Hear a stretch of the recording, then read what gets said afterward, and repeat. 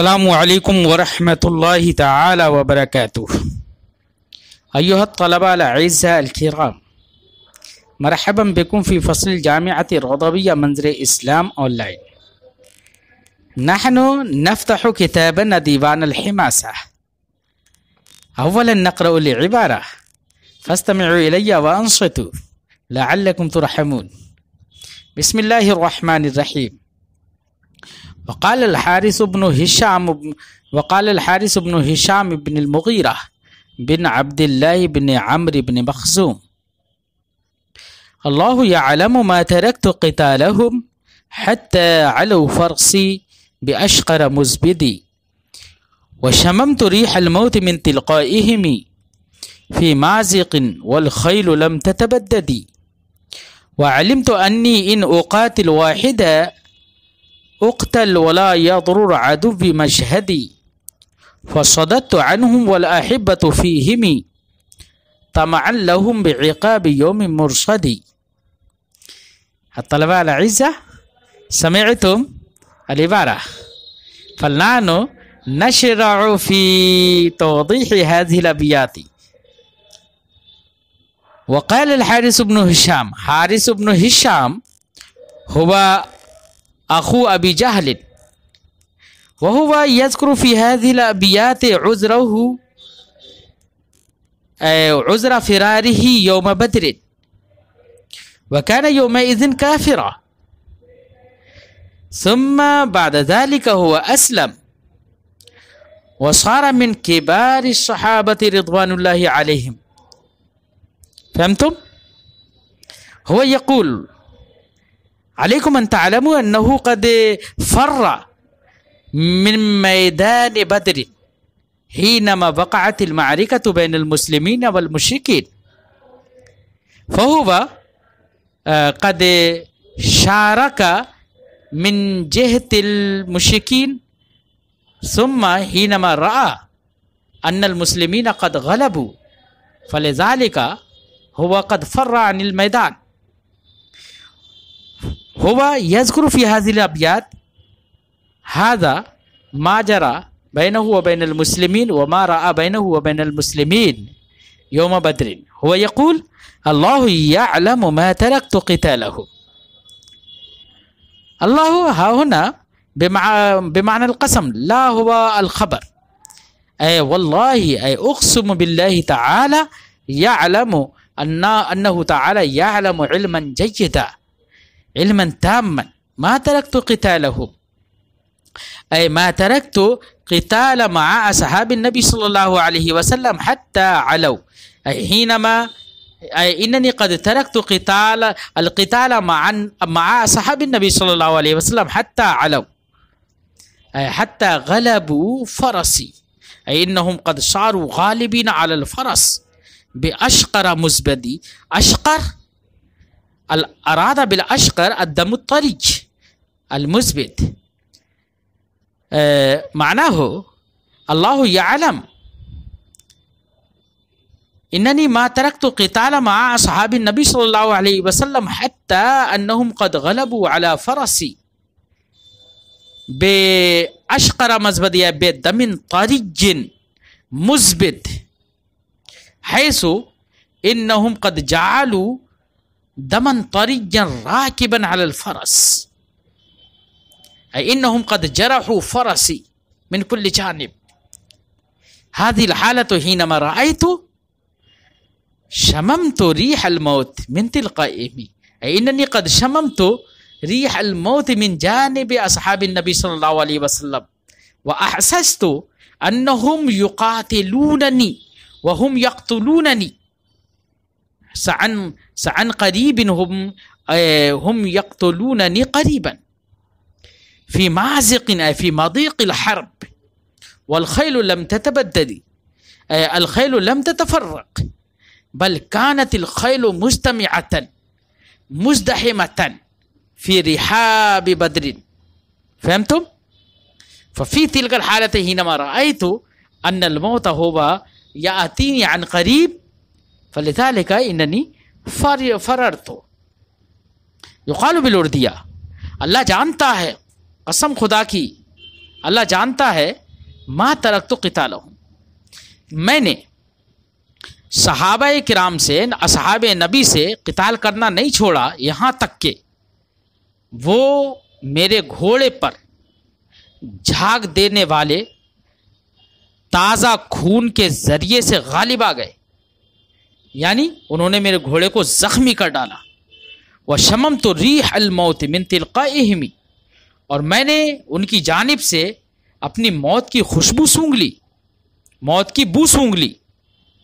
فی مازق، میدان تنگ میدان جنگ میں، والخیل لم تتبدد، اور گھوڑوں کے درمیان گھماسان تھی، اس کے باوجود گھوڑے ایک جدا نہیں ہوئے تھے، متفرق نہیں ہوئے۔ یا گھوڑ سوار، خیل سے مراد گھوڑ سوار بھی ہو جاتا ہے، اور گھوڑ سوار متفرق نہیں ہوئے تھے، لیکن اس کے باوجود میں نے دیکھا میری موت آنے والی ہے، اس لیے میں وہاں سے بھاگ لیا۔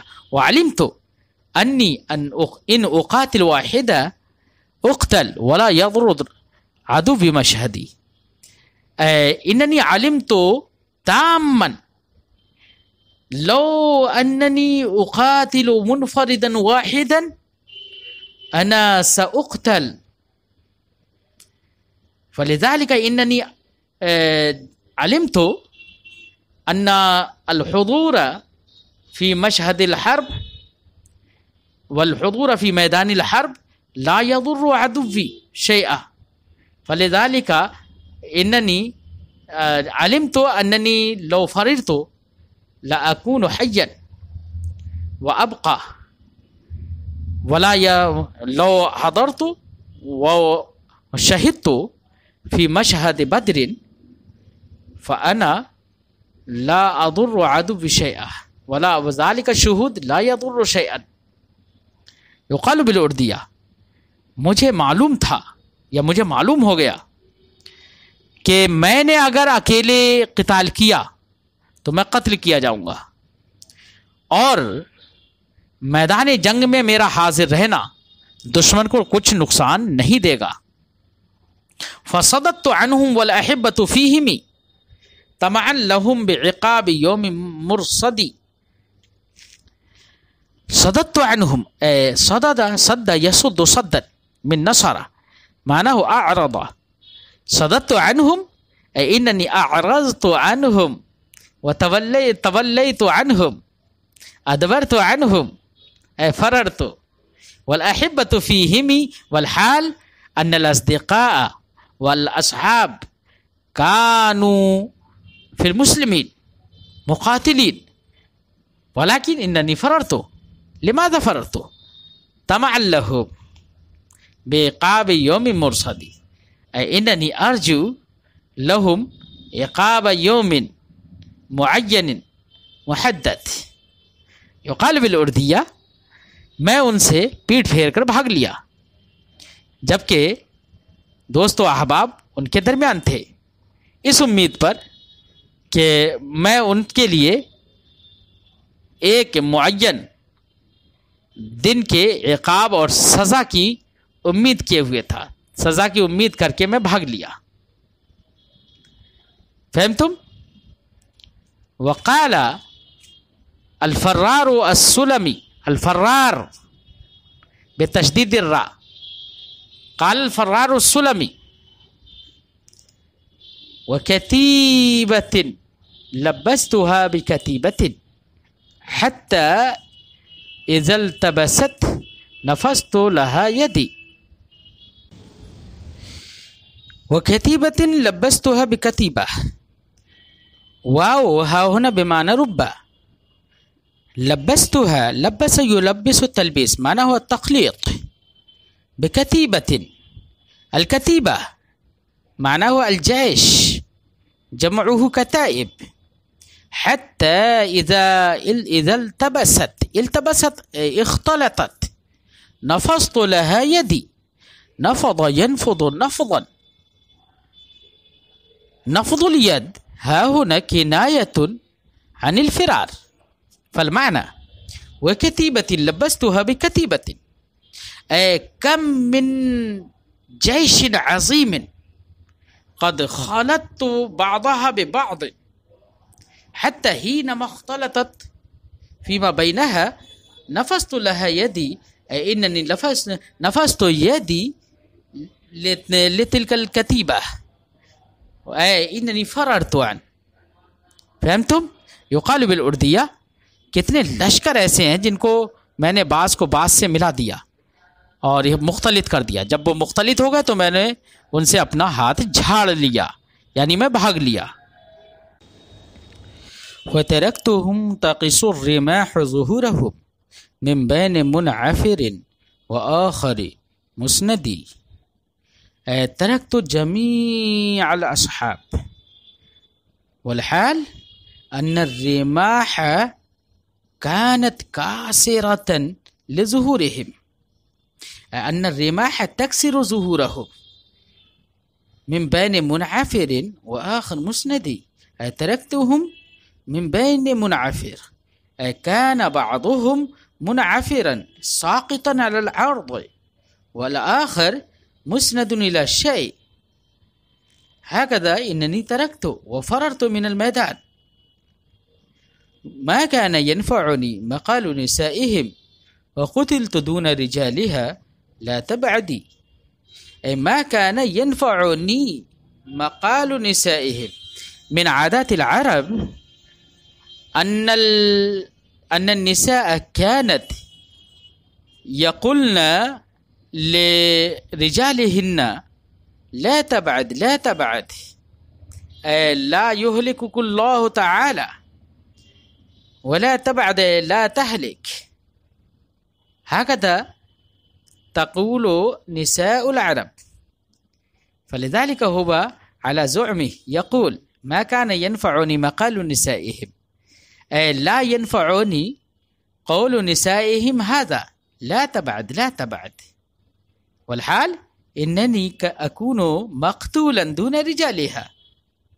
حينما أنا قتلت دون رجالها وأمام رجالها، والنساء تقوم والنساء يقولن لا تبعد لا تبعد، فما فائدة في هذا القول؟ لذلك إنني فررت وحسمت لو فررت فأنا أكون حيا ولا أقتل. فهمتم؟ وأنتم يقال بالأردية. تو میں نے ان کو چھوڑا اس حال میں کہ نیزے ان کی پیٹھیں توڑ رہے تھے، اس طور سے اس حال میں کہ ان میں سے کچھ تو زمین پر گرے ہوئے تھے اور کچھ دوسرے لوگ ٹیک لگائے ہوئے تھے.